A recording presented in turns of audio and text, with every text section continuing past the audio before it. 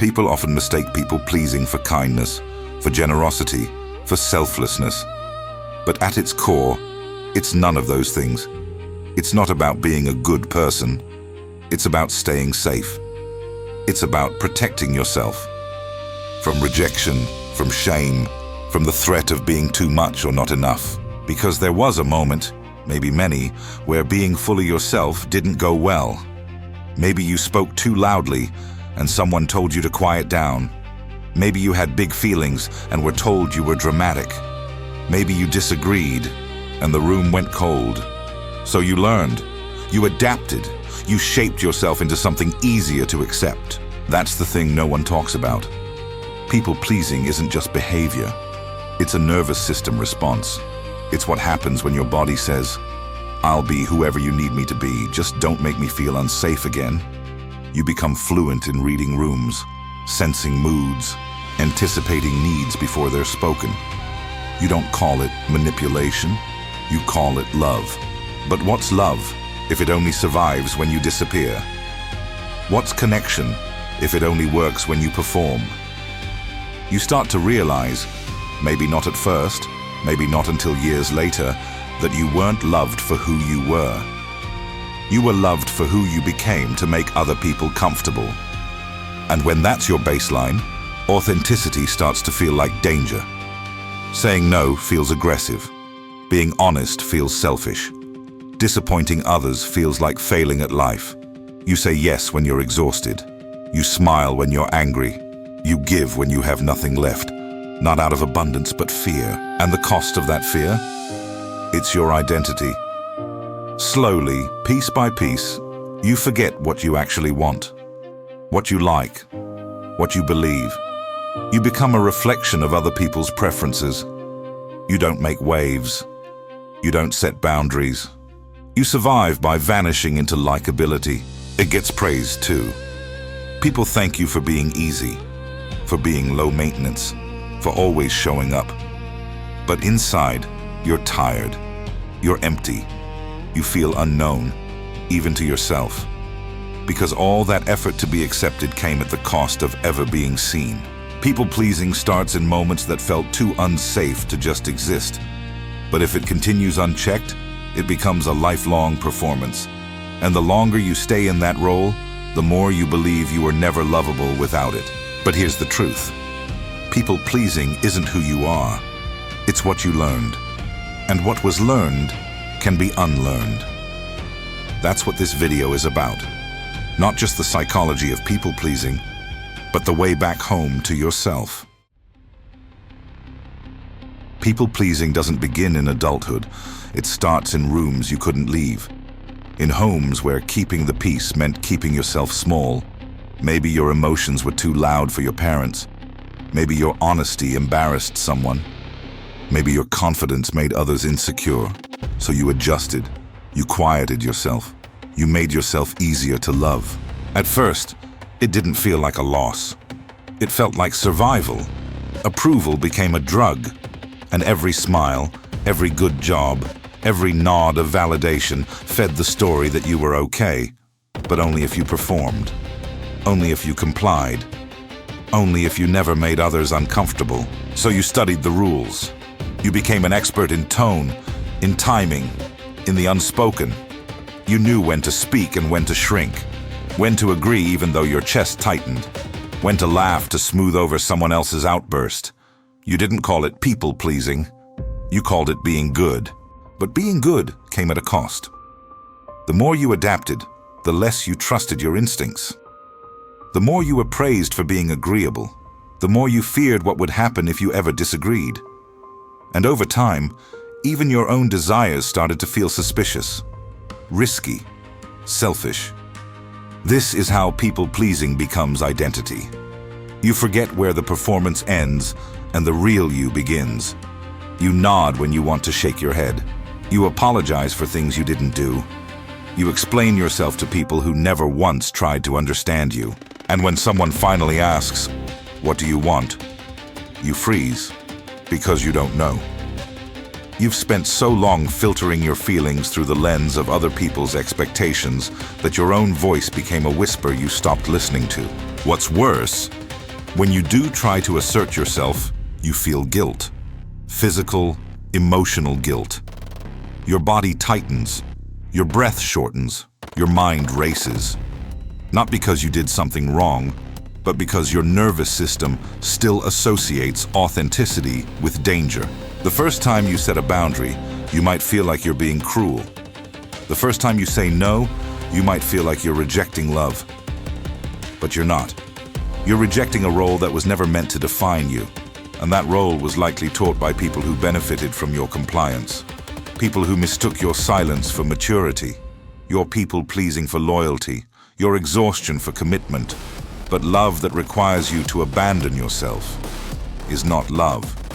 Some people only knew how to love the version of you that catered to their needs. The moment you stop performing, they may pull away. They might call you distant, cold, selfish, but they're not mourning you. They're mourning their access to the version of you who always said yes. And this is where the grief begins.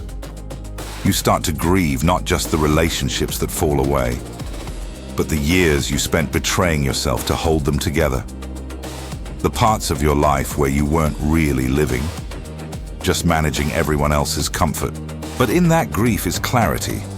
You start to see what you never saw before, that you didn't choose people-pleasing. It chose you in moments where choice wasn't safe.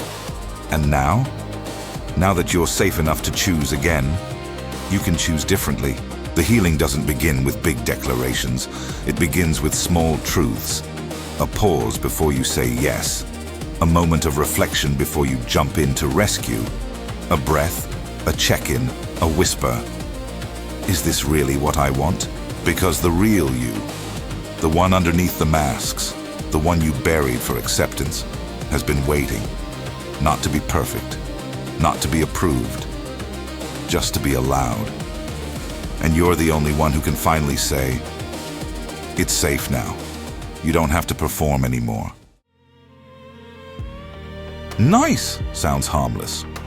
Harmless sounds good. But when niceness becomes a requirement, when it replaces truth, boundaries, and your real voice, it stops being kind and starts being corrosive. And the first place it eats away at is you. You become the person everyone turns to, the reliable one, the peacekeeper, the helper. But what they don't see, what you don't always admit, is how often you're pouring from an empty cup. You're burning out, silently. Resentment is growing in the background quietly, but you swallow it because conflict feels like danger. And so you keep choosing harmony, even when it costs you your dignity. You say yes to things that drain you. You apologize just to smooth things over. You let people cross lines that leave you aching inside. And you tell yourself it's fine, because you've been trained to believe that discomfort for others is worse than self-betrayal. The body keeps the score. Your headaches, your anxiety, your fatigue. It's not always from overwork. Sometimes it's the cost of suppressing your truth every single day. And the most tragic part? People applaud you for it. They admire how strong you are, while you're falling apart behind your eyes. But eventually, something inside snaps. Maybe it's a friendship where you did everything and still felt invisible. Maybe it's a partner who never asked how you were, only what you could give. Maybe it's the moment you finally hear your own voice say, "I'm so tired of not mattering." That moment is terrifying and freeing, because once you recognize the pattern, you can't unsee it. You start noticing how often you agree to things before checking in with yourself. How often you minimize your needs to avoid seeming difficult. How you've been overextending just to feel worthy of being chosen. People-pleasing doesn't just rob you of energy, it robs you of clarity. You don't know what you truly want anymore. Every choice is tangled up with questions like, will they be mad? Will they leave? Will they think I'm selfish? And those aren't questions of freedom, they're questions of survival. You begin to realize, all that niceness didn't bring you intimacy. It brought you compliance-based relationships. People loved your accessibility, not your authenticity. And when you finally start showing up as your real self, some of those people vanish. But their absence is a gift, because their love was conditional. And your healing? It starts where conditions end. Being nice isn't the problem. The problem is when being nice means becoming invisible, when your comfort always comes second, when your silence is mistaken for agreement, when your identity becomes a reflection of what others want, not who you are. So what do? You start small. You say no and let it be awkward. You tell the truth and let them be disappointed. You set a boundary and resist the urge to explain. You feel the guilt, but you don't let it guide you. And over time, something changes. The guilt gets quieter. Your voice gets stronger. You stop checking their face to see if you're allowed to exist as you are. You stop editing yourself in real time. You begin to trust that being real won't always cost you love, but being fake always costs you you. This is what freedom looks like. Not being liked by everyone, but being known by yourself. And once you taste it, you can't go back. You won't. Because nice never gave you peace. It gave you performance. And you were never meant to be a role. You were meant to be a person. Healing people-pleasing isn't just about saying no. It's about learning to tolerate the discomfort that comes after. The silence, the tension, the fear that you've ruined everything by simply choosing yourself. Because for most of your life, self-neglect was how you stayed safe. So when you start honoring your boundaries, your truth, your limits, it won't feel empowering at first. It might feel like you're breaking something, like you're becoming hard, selfish, cold. But that's not truth. That's trauma. That's a nervous system still wired to associate honesty with danger. The work, then, isn't just external. It's not just about setting boundaries. It's about creating internal safety, reassuring your body that it's okay to be disliked. That disapproval doesn't equal abandonment. That conflict doesn't mean collapse. That you can survive discomfort and stay whole. Because the real fear isn't that people won't like you. The real fear is that once you stop performing, you'll be left alone, unloved, unchosen, that no one will stay once the mask drops. And that fear, it's loud, it's real, but it's not the future, it's the past, echoing. To move forward, you have to make space for real intimacy. The kind where you don't have to earn your worth, where love doesn't hinge on how useful you are, where you're not chosen because of what you provide, but simply because of who you are. And that starts with one truth at a time. I don't want to go. That doesn't feel right. I need time. I don't agree. Small sentences that break big cycles, each one a declaration. I exist and I matter, even when I'm not pleasing you. Some people won't like this new version of you. They'll say you've changed. You have. You stopped abandoning yourself for their comfort. You stopped dressing your pain in politeness. You stopped calling your exhaustion being easygoing. And that shift, it's sacred. But others, the right ones, will lean in. They'll listen when you speak your needs. They'll adjust when you set limits. They won't punish your truth with distance. These are the people who love you, not your performance. These are the relationships that begin where pleasing ends. You'll still feel guilt sometimes. That's normal.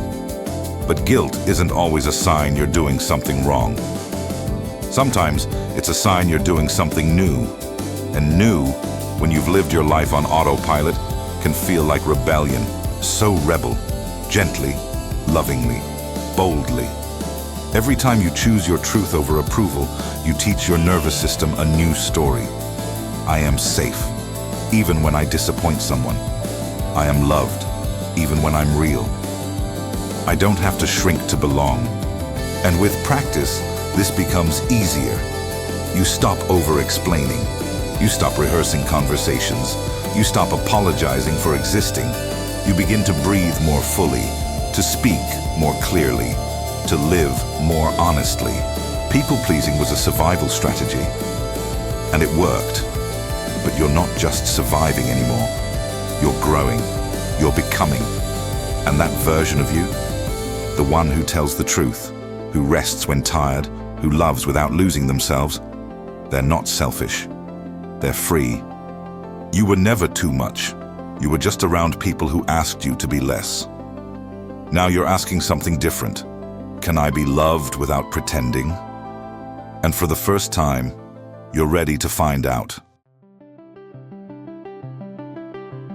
There's a version of you that got things done, that kept everyone happy, that showed up even when exhausted, that said yes when your whole body screamed no. You wore that version like armor, but it was never really you, just the mask that helped you survive. And now you're ready to put that version down, not with shame, but with gratitude, because it kept you alive, it got you here, but it was never meant to carry you forever. You've spent years being digestible, manageable, palatable, but being easy to love isn't the same as being truly seen, and you deserve more than surface-level affection earned through self-erasure. Some people won't like who you become when you stop pleasing them. Let them go. Their version of you was convenient, not complete. Let them grieve the access they had to your silence. Let them miss the version of you who bent until they broke. But don't go back to being that version just to keep someone who never really saw you. You don't owe anyone your obedience. You don't owe anyone your softness on command. You don't owe anyone the version of you that made them feel comfortable while you felt like you were disappearing. The real you, the one who says no, who takes up space, who isn't afraid to be misunderstood. That you is sacred. That you is worthy of respect, even when you're not agreeable. That you is allowed to make mistakes, take breaks, and change your mind. You were never too much. You were just around people who benefited when you played small. And now, you've outgrown that cage. You've stopped asking for permission to exist. Let it be uncomfortable. Let people adjust. Let the old dynamics fall apart. Because whatever survives your truth is meant to be there. And whatever can't handle your healing was never love. It was convenience. You don't owe anyone the version of you who never said no. You owe you the version of yourself who finally does.